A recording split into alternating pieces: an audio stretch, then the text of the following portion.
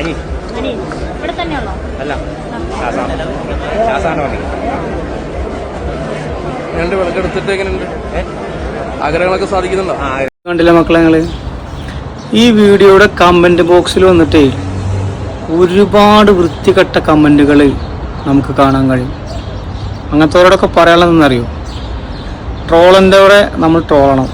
ഞാൻ reaction video ചെയ്യുന്നതാണ്, അത്യാവശ്യം ചെറിയ ട്രോളൊക്കെ ചെയ്യുന്നത്. പക്ഷേ അത് ട്രോളിക്കോ എന്ന് പറഞ്ഞിട്ട് വരുന്ന കുറച്ച് ആളുകളുണ്ട്, അവരെ നമ്മൾ ട്രോളാറുണ്ട്. വ്യക്തിപരമായിട്ട് ആരെയും നമ്മൾ ട്രോളാറില്ല. അപ്പം അങ്ങനത്തോട് പറയാനുള്ളത്, നിങ്ങൾ ആദ്യം പോയിട്ട് നിങ്ങൾ പെർഫെക്റ്റ് ആണോ എന്ന് ഒന്ന് നോക്കുക. മനസ്സിലായണ്ട? കളറും അതുപോലെ തരം സൗന്ദര്യമൊക്കെ ദൈവം കൊടുക്കുന്നതാണ്, അതൊന്നും നമ്മൾ ഉണ്ടാക്കി കൊടുക്കുന്നതല്ല.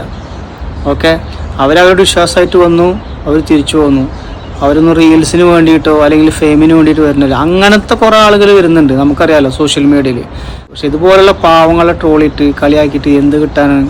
അപ്പം നിങ്ങൾ അതിനുള്ള യോഗ്യന്മാരാവണമെന്ന് ആദ്യം പോയിട്ട് ഒന്ന് ചിന്തിക്കുക. ഓക്കെ.